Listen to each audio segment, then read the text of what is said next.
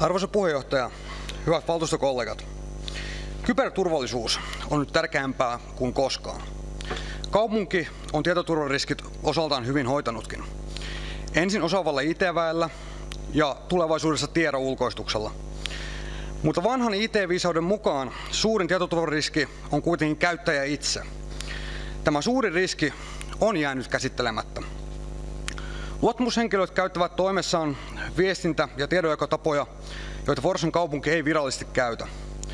Näistä esimerkkeinä WhatsApp ja Facebook Messenger. Sen lisäksi, että kaupunki ei ole hyväksynyt näitä työkaluja turvallisen tiedonvälitykseen, näiden käyttäminen ei useinkaan ole tietosuoja-asetusten mukaista.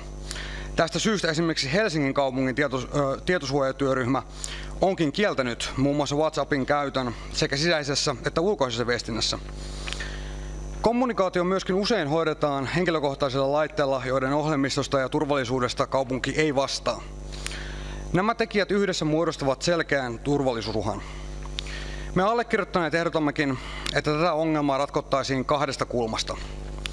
1. Kaupunki antaisi ohjeistuksen sekä ulkoisesta että sisäisestä viestinnästä vain kaupungin ylläpitämillä laitteilla kaupungin hyväksymillä viestintätavoilla. 2.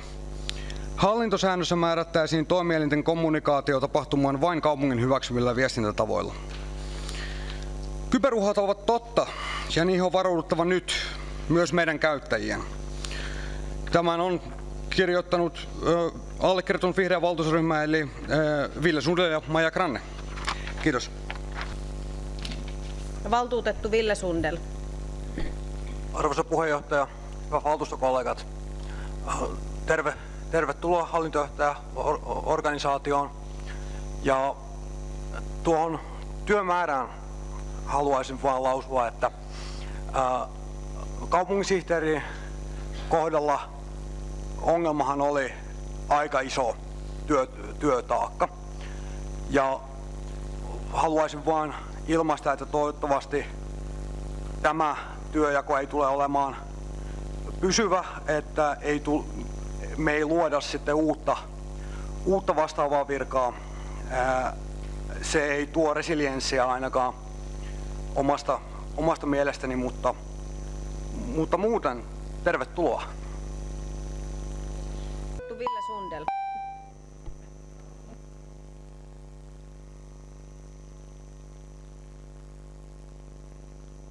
Yritysten ohessa. Tällaista käsittääkseni valtuutettu Saarenmaan muutettu päätösesitys ei kuitenkaan sisällä, vaan kirjaukseksi ehdotetaan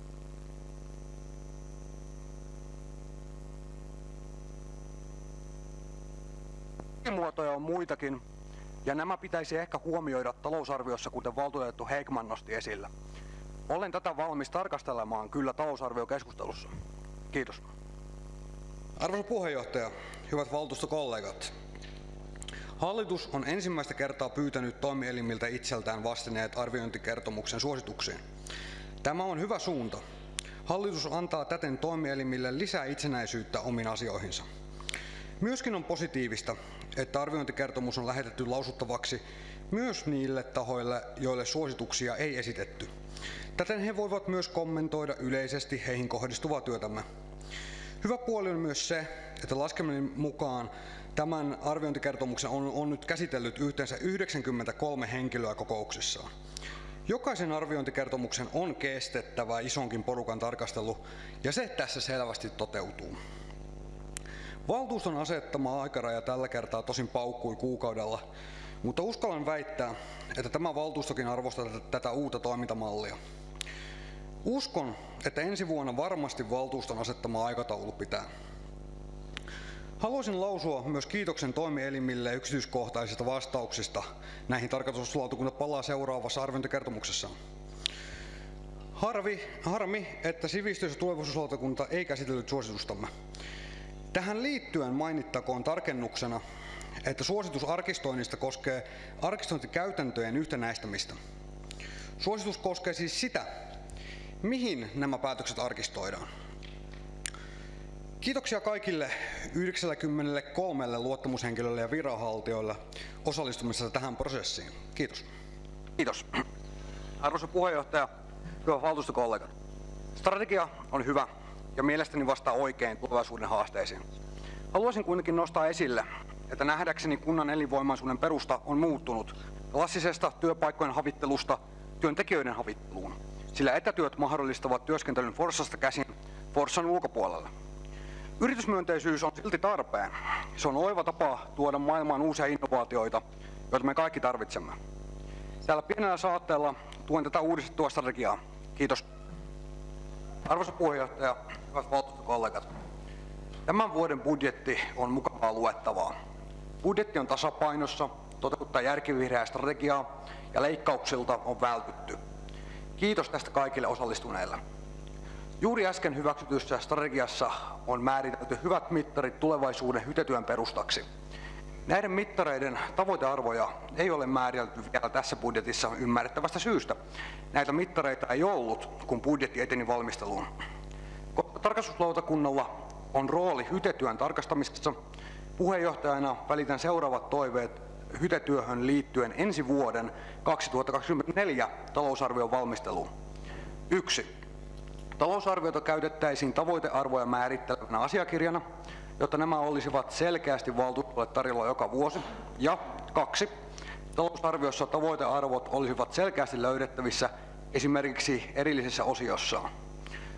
Nostaisin esille myös budjetissa ohimennen mainitun hallintosäännön muutoksen.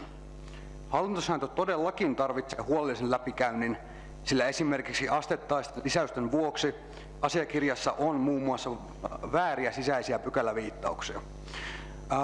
Sitten jos valtuutettu Lindtosen ponsi oli varsinainen ponsi, kannatan, mutta näillä saatteilla esitän tukeni muiden valtuutettujen ohessa tälle vuoden 2023 talousarviolle. Kiitos. Arvoisa puheenjohtaja, hyvät valtuustokollegat. Valtuustokollegani ovat jo tutustuneet kuvitteellisen Villen kahvila Oy:hyn aikaisemmissa esimerkeissäni, mutta otan sen jälleen esille. Eli Villen kahvila Oy saa kyllä aloittaa tietokoneohjelmistojen tekemisen päätoimisesti, mutta tällöin toimiala on muutettava sen mukaisesti yhtiökumppaneiden, kirjanpitäjien, verottajan ja jo pelkästään hyvän tavan vuoksi. Samassa tilanteessa ollaan myös Hykyn kanssa. Hyvinvointitoiminnan sijasta toimiala vaihtuu pääosin kiinteistötoimintaan. Hyvän hallintotavan mukaisesti hyvinvointikuntayhtymästä on siis muutettava kiinteistökuntayhtymä. Purkaminen voidaan siten hoitaa ajan kanssa hyvällä valmistelulla. Ihmettelen suuresti, miksi hyvää pohjaehdotusta muutettiin kohdan 1 osalta, joka ei nykyisessä muodossaan ole mielestäni hyvän hallintotavan mukainen. Kannatan siis Häggmanin esitystä. Kiitos. Arvoisa puheenjohtaja, hyvät valtuustokollegat. Täsmentäisin, että vuodenvaihteen jälkeen Hykylle tulee kyllä rahaa. Hykylle tuleva rahavirta on silloin pääosin kiinteistötoiminnasta. Ja tällöin se pääasiallinen liiketoiminta on eri kuin perustamissopimuksessa on. Tässä jotenkin nähdään asia niin, että toi rahahankinta pitäisi olla jotenkin aktiivista. Ei, tässä tapauksessa sillä ei ole merkitystä, vaan sillä, että mistä se raha tulee. Ja silloin sitä rahaa tulee, ja se raha tulee kiinteistötoiminnasta. Omasta mielestäni en näe tässä mitään epäselvää. Kiitos. Arvoisa puheenjohtaja, hyvät valtuustokollegat. Yleisesti tuohon äänestämiseen ja tästä asiasta päättämiseen toteaisin, että valtuusto on ylinpäättävä elin, joten kuka muu omat kokouksensa voi sitä kuulusti päättää kuin valtuusto itse. Että tämän tuominen valtuuston hyväksyttäväksi on hyvä asia, mutta en osallistu keskusteluun tuosta itse äänestämisestä. Ilmeisesti siihen kumminkin päästään joka tapauksessa. Tai joudutaan, kuten sen nyt haluaa sanoa. Kiitos. Ville Sandel vielä.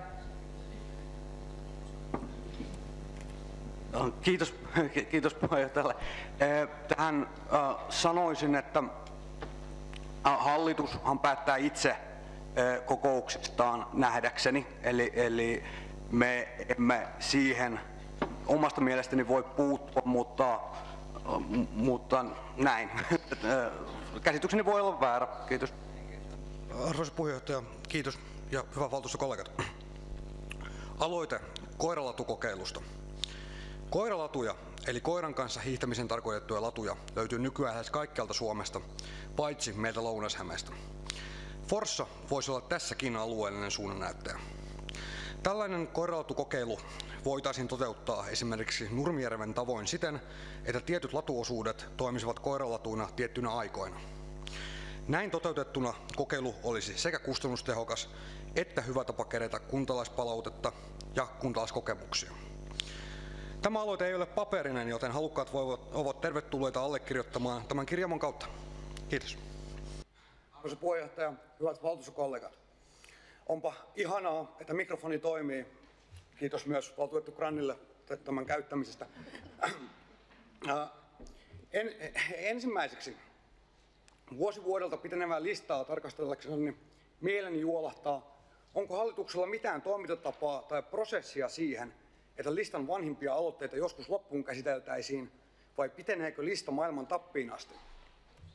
Toisena, ottaisin esille tässä salissa lukemani aloitteen anonyymistä rekrytoinnista. Aloite palautui ensimmäisestä viranhaltijakäsittelystä viikoissa juuri sellaisena kuin olimme toivoneetkin. Hallituskäsittelyssä hyvä viranhaltijavalmistelu kuitenkin jyrättiin, ja hallituksen ehdotus valtuustolle käytännössä oli, että aloite ei aiheuta toimenpiteitä. Valtuusto kuitenkin oli jälleen edistysmielinen ja päätti palauttaa aloitteen takaisin valmisteluun. Tällä tiellä aloite on edelleen. Ymmärrän, että aloitteiden käsittelyyn kuluu aikaa. Tässäkin kokouksessa on aloitteita takavuosilta, kuten tässäkin kokouksessa muutamakin kansanvaltuutettu ovat nostaneet esille. Ihmettelen kuitenkin sitä, että kuinka aloitteemme odotetun mukaisen ehdotukseen meni viikkoja, mutta valmistelun palauttamisen jälkeen aloite on ollut nyt yli vuoden valmistelussa.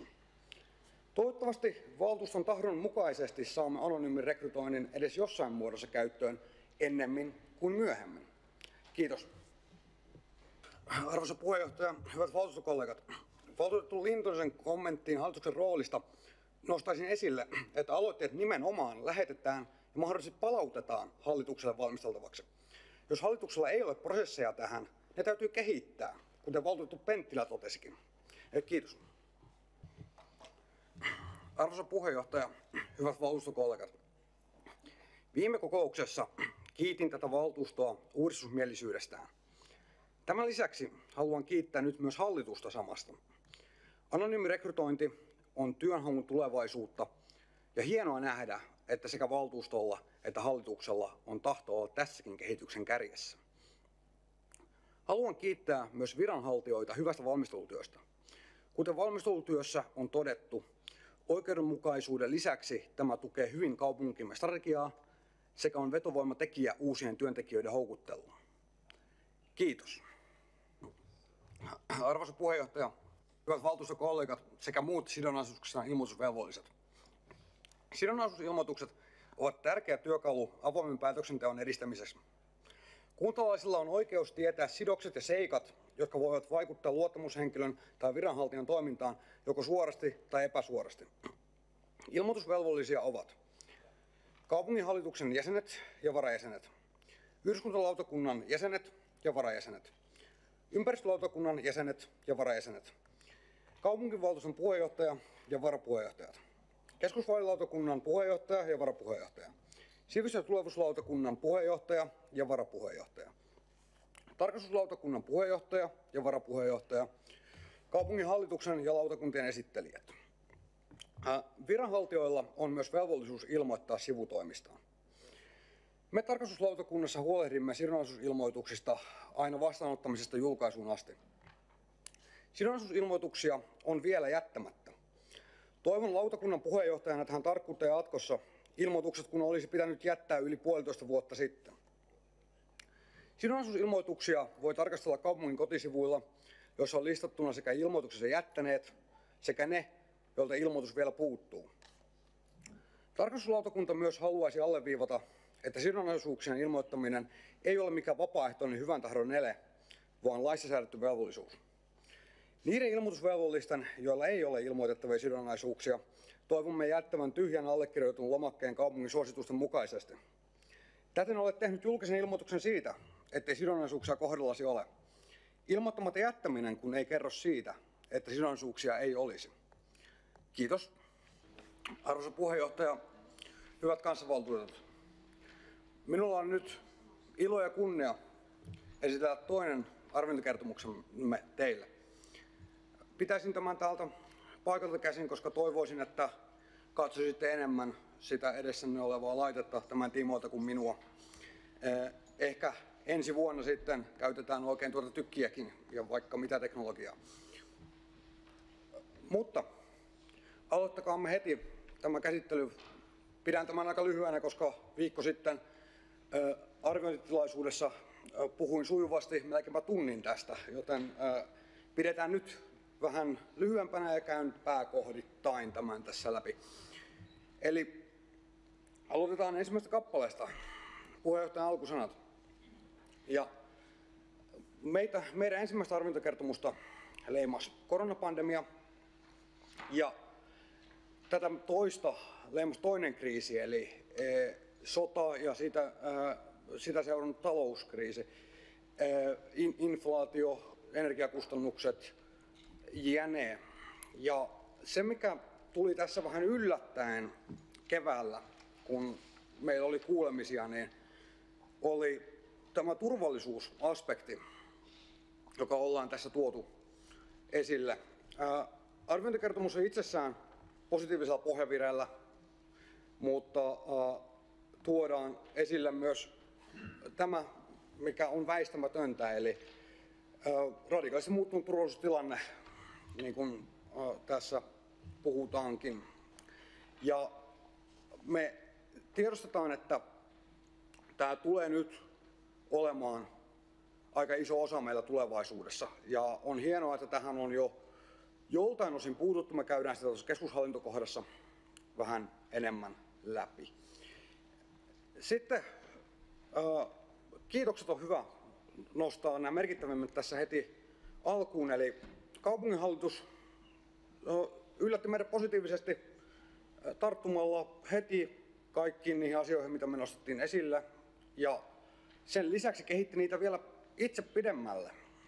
Esimerkkinä mainittakoon tämä, kuinka arviointikertomus lähetettiin kaikille tahoille kommentointia varten. Ja se päätyi lähes 100 ihmisen käsiteltäväksi, kokoukset ja muut tällaiset yhteenlaskettuna. Tämä oli hieno juttu ja siitä sitten tuossa keskushallintokohdassa vähän enemmän. Mutta koetaan, että meidän huolet on otettu vakavasti ja meillä ei ole mitään syytä olettaa, etteikö niin olisi tämänkin arviointikertomuksen kohdalla. Ja me seurataan tässäkin jaossa tämänkin arviointikertomuksen osalta.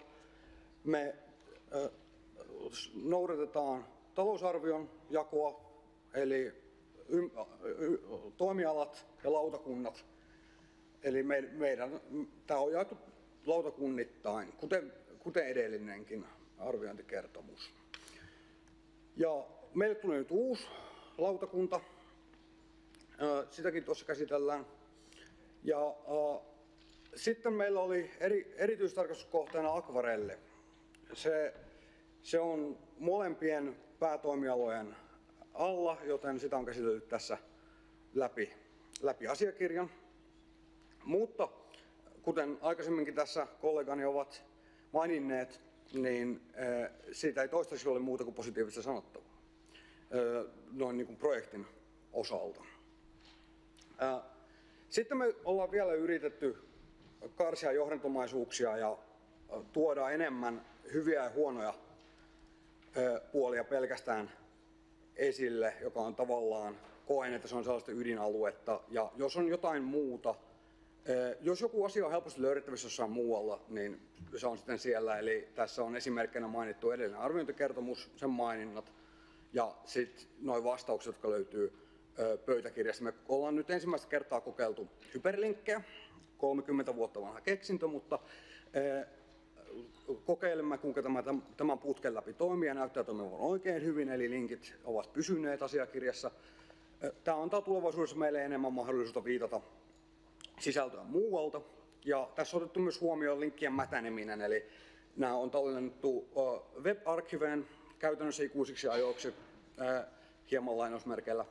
Ja ne sitten löytyy sieltä silloin, kun jossain vaiheessa nämä linkit lakkaavat toimimasta. Sitten mennään lautakuntien esittelyyn. Ensimmäisenä me itse, eli tarkastuslautakunta. Tässä on tärkeää nostaa 2 asiaa. Eli meillä paukkuu talousarviosta nuo henkilöstökustannukset kokouksen takia, jotka veny siitä syystä, että päästiin aloittaa vähän myöhään vuosi. Ja sitten talousarviossa on myöskin, tilinpäätöksessä on myöskin se merkittävää, että ICT-hankinnat eivät ole aikaisemmin tilittyneet oikein, eli nyt se on korjattu ja sen takia tuo ylijäämä on pienentynyt ennestään, se on vieläkin budjetissa, mutta se on merkittävästi pienentynyt. Ja sitten talouden arviointiosuus, se on tilintarkastajan osuus, sitä en tässä käsittele. Eli hypätään kohtaan 4, kaupunginhallitus ja keskushallinto. Tässäkin on nostettu esille tämä, että arviointikertomus meni kaikkien relevanttien tahojen läpi, ja se oli oikein hyvä juttu. Ja sitten mainitaan myös tilinpäätös, mutta tiedostetaan ne syyt siinä ja se, että se on kuitenkin hyvin tehty. Parempi niin, että on hyvin tehty ja myöhässä, kuin ajoissa ja hutiloitu. Sitten mainitaan hallintojohtajan virka, joka tuli tarpeeseen, mutta on nyt muodostumassa samanlaiseksi ongelmalliseksi solmukohdaksi kriisisietokyvylle kuin aikaisempi kaupunginsihteerin virka. Sitten henkilöstöresurssit, se on myös sellainen, mikä vilahtelee läpi arviointikertomuksen. Ja sitten konkreettisen toiminnan on mainittu rekrytoinnin kehittäminen, ja tämä on ollut toimintakertomuksessa ja tilinpäätöksessä ja budjetissa on nähty tämä niin kuin tärkeänä juttuna, ja me ehdotamme, että tähän ehkä tartuttaisiin ja kehitettäisiin tätä vielä edelleen. Ja yksi näistä ehdotuksista on se, että niitä rekrytointia järjestettäisiin tosissaan, että se on sellainen, mikä me ollaan mainittukin tuossa sitten ihan suosituksena. Ja hallitushan on muutostyö on alkanut, se on hienoa se. Ja sitten tässä on myös käytetty pohjana Kuntaliiton tätä uutta pohjaa, joka ottaa enemmän kriisitilannetta huomioon kuin aikaisemmat Kuntaliiton pohjat. Ja tämä on hyvä juttu ja tämä osoittaa, että näihin tuleviin mahdollisiin kriisitilanteisiin ja aikaisemmista kriisitilanteista opittua, niin nämä otetaan vakavammin. Ja ilmastotyöryhmä oli hieno juttu, on myös hyvä asia, että se koostuu sekä viranhaltijoista että luottamushenkilöistä. Riskianalyysiosuudessa me otetaan esille tämä turvallisuustilanne, joka tosissaan tuli meillekin kuulemisissa vähän sille yllättäen se konkretia siinä, että kuinka konkreettisesti tämä vaikuttaa esimerkiksi. Meillä on avoimuuskäytäntö, niin kuin kuuluukin, lakikin sen velvoittaa. Ja tässä oli hieman havaittavissa sellaista, että tässä äkkiä me havaittiin vähän riskiä ylireagointiin. Eli se, että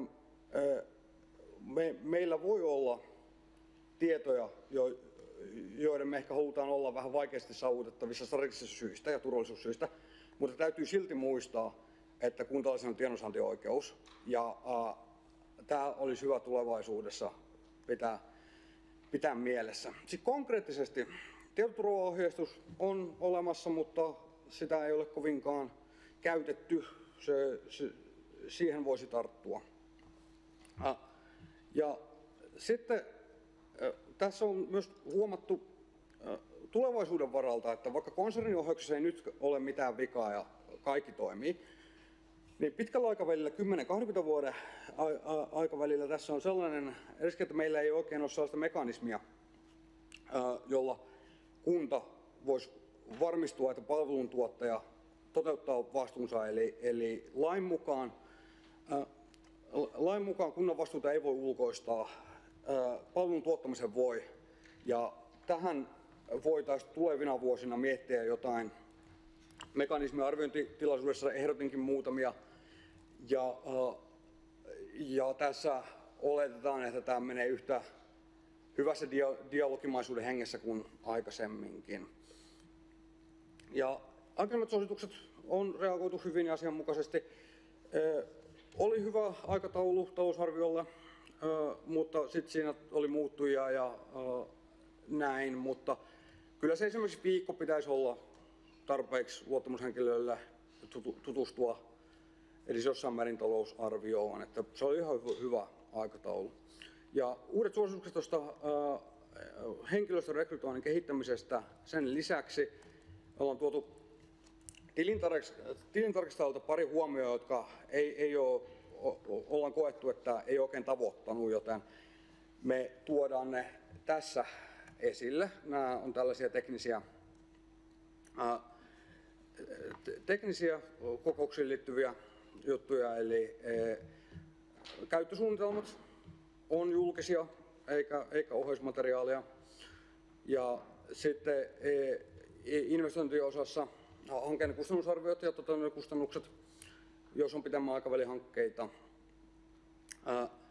Ja sitten sivistyskoulutuslautakunta, tosi iso kokonaisuus.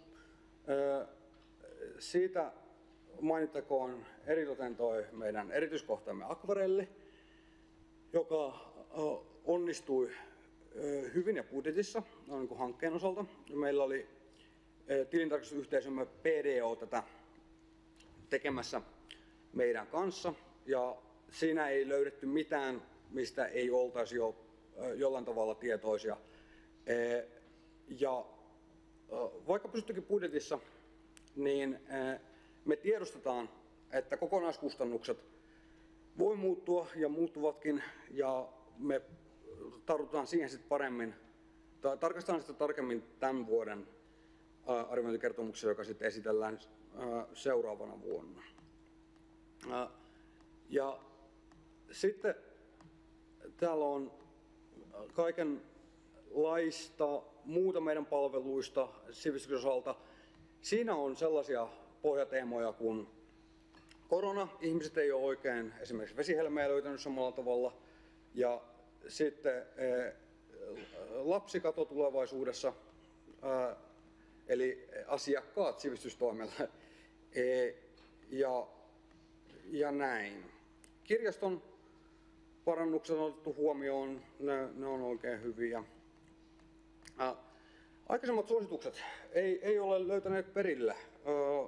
Meidän arviointikertomus ei päässyt lautakuntaan asti, ja sitten tämä on esitetty kahdessa tilintarkastajaraportissa ja yhdessä arviointikertomuksessa eli viime vuoden, ja tähän ei ole otettu kantaa, eli se on nostettu nyt tuohon. Eli meillä on edelleenkin se näkemys tilintarkastajan kanssa, että nämä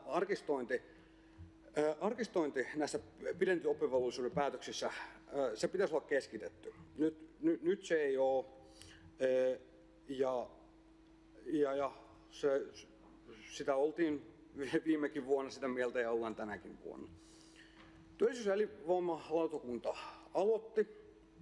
Tässä on suuri murroksen vaihe kahdelta rintamalta. Ensinnäkin se lautakunnan perustaminen ja vastuuden siirtäminen sille. Sitten oli sote, eli HVA-siirtymä, joka on tämän vuoden erityisaiheemme, eli ensi vuoden arviointikertomuksessa jutellaan siitä enemmän. Ja sitten näiden lisäksi TE24 on sellainen, joka tässä nyt tuo tätä murrosta, eli me tässä tänä vuonna käsitellään tätä lautakuntaa sitten tarkemmin. Yhdyskuntalautakunta, siellä ei ole mitään sellaista muuta isoa kuin että suoraan suosituksiksi pääsi, että suosittelemme maankäytön suunnittelupalveluissa henkilöstön lisäystarpeen kartoittamista. Mitä tämä käytännössä tarkoittaa on, että kävi ilmi, että maankäytön suunnittelupalvelut on sellainen osa-alue, johon ei oikein voida vaikuttaa. Eli jos hieman karrikoidaan ja sallin, että hieman kieli poskessa, että kuntalaisia ei voi kieltää valittamasta. Nämä on tällaisia, mihin me ei voida vaikuttaa, mutta täytyy silti tehdä. Ja tässä on ollut henkilöstövajetta ja mahdollisesti pahenee vielä eläköitymisen ja muiden myötä. Eli tämä henkilöstön lisäystarpeen kartoittaminen on kyllä tarpeen. Se oli sellainen selkeä, joka tuosta nousi esille. Ympäristölupa-lautakunta, sen osalta tilanne on vakaa. Suuri osa asioista on kanssa ulkopuolista toimintaa, eli siihen ei oikein voi sillä tavalla vaikuttaa. Jätelautakunta, ollaan tutustuttu siihen tänä vuonna puolella ja ollaan pidetty siitä, mitä ollaan nähty. Oma valvonta on oikein hyvin kehitetty ja ollaan siitä tyytyväisiä.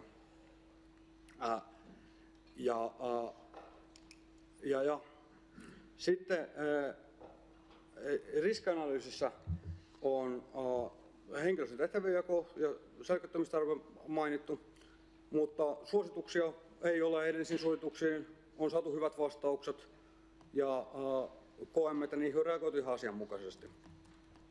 Keskusvaalilautakunta järjesti vaalit ja siinä ei sellaista suurta ollut. Edellisistä suosituksista on hyvin asiallisesti puututtu siihen, että nyt sitten kokouspöytäkirjat on saatavissa internetissä tämän vuoden alusta ja se oli oikein hyvin tehty se. Sitten hyvinvointi, terveys ja turvallisuustyö, eli kappale 11. Tämä tulee meille ihan uutena juttuna.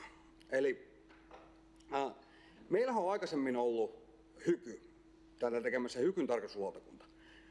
Nyt sitten HVA-siirtymän myötä hyvinvointi, terveys ja turvallisuustyö ei katoa minnekään. Ja vaikka iso osa palveluista järjestetäänkin nyt muualla, niin meillä on silti siinä rooli. Ja tämän roolin tarkastelu tulee nyt sitten lankeamaan meille, kun HYKY ei tätä enää tarkastele. Tässä on kahdelta linjalta, jossa on puhuttu hyvin suoraan tässä. Eli on kaksi syytä, miksi tämä on noston arvoinen. Eli ensinnäkin meille tulee tämä ihan tavallaan lakisyystä meidän työksi, ja se on sellaisenaan vakavasti otettava. Mutta sitten kakkonen on sellainen hauska juttu, että valtionosuudet hytemittareiden vuoksi riippuu myös hieman arviointikertomuksesta. Ja me otetaan se vakavasti, ettei valtionosuudet meistä riipu. Eli me ollaan järjestettiin koulutus vuoden lopussa, 22 vuoden lopussa. Ja sitten sen pohjalta ollaan saatu nyt hyvä käsitys siitä, mitä meidän täytyy tehdä. Sitten tässä on sellainen juttu tuon uuden lautakunnan myötä. Työmäärä tulee nousemaan, eli meille tulee tämän uuden lautakunnan lisäksi tämä hytetyö ja arvioitavaksi. Ja tässä me pohditaan mahdollisuutta ostaa tämä PDOlta niin kuin tuo akvarellinkin tekninen tarkastaminen. Ja tämä voisi tarvita hieman budjettitarkastelua, mutta joo, tämä on silti todella tärkeä osa ja tätä ei voi laiminlyödä. Me sitten keskitytään tähän myöhemmin. Ja sitten loppusanat on helppo olla positiivinen ja tämän tiedon pohjalta ei mitään merkittävää ei ole tässäkään löytynyt. Ja kuten viime vuoden arviointikertomuksessa totesin, mielestäni Forssa toimii todella hyvin näin isoksi organisaatioksi. Ja kun organisaatio on näin iso, niin on normaalia, että pientä viilattavaa löytyy. Ja sitä me ollaan täällä tekemässä. Tarkastuslautakuntana siis. Ja kaupunki on pääosin onnistunut tavoitteessa, eikä merkittäviä puutteita toiminnassa ole ilmennyt. Eli sama kuin viime vuonna ja oikein hyvä. Niin. Yhteistyö on ollut hyvää ja meillä ei ole syytä olettaa, etteikö tätäkin arviointikertomusta kohdeltaisi samalla tavalla. Eli odotamme myöskin noin 100 silmäparia. Sitten akvarelli käydään tässäkin läpi, eli on onnistunut hyvin ja niin kuin tuolla ylhäällä mainittiin, että myöskin on valtuuston toiveet on myös otettu huomioon muun muassa valvonnan osalta 3+3, 3 sisäistä, 3 ulkoista ja se on toteutunut aikataulussa ja budjetissa. Mutta mainitaan myös se, että kokonaiskustannukset tiedetään vasta tämän vuoden arviointikertomuksessa. Ja tämän kokonaiskustannukset muun muassa valtuutettu Häggman nosti esille tuossa omassa puheessaan. Kuntakonserni kehittyy hyvään suuntaan. Kuntakonserniin ja vesihuoltoliikelaitokseen keskitytään paremmin tämän vuoden arviointikertomuksessa. Mutta Loikun hyvä toipuminen on nostettava esille. Ja sidonnaisuusilmoitukset on hyvään suuntaan menossa sillä, että tämä luku, joilta ei ole ilmoitusta tullut, se vähenee. Forssan kaupungin kantahan on, että pitäisi lähettää tyhjä ilmoitus ja tämä on oikein hyvä kanta ja tässä me ollaan samaa mieltä. Eli tyhjä ilmoitus siinä tilanteessa, jos sinulla ei ole ilmoitettavia sidonnaisuuksia. Ja tässä pääpiirteittäin suhteellisen tiiviisti, mutta kuten sanoin, niin en ihan tuntia tässä ajatellut aikaanne kuluttaa. Ja toivotan hyvää kesää. Nyt ei näytä olevan täällä ainakaan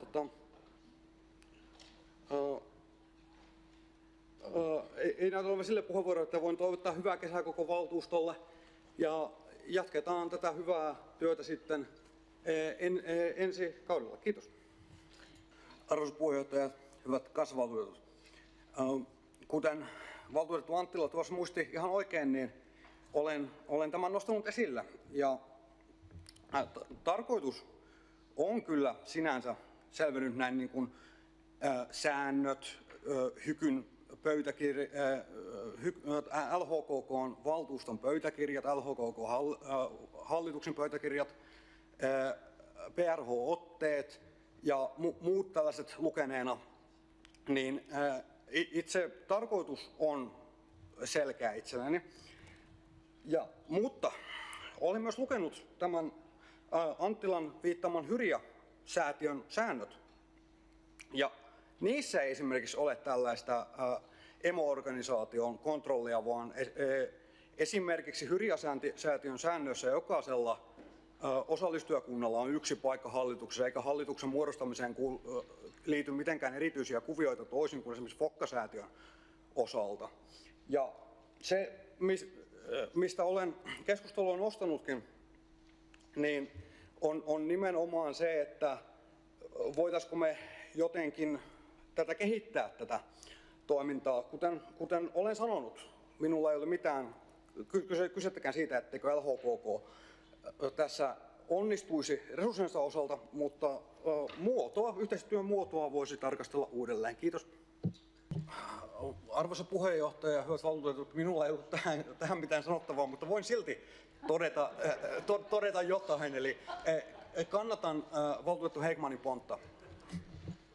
No niin, mulla luultavasti ei ole päivittynyt nämä puheenvuorot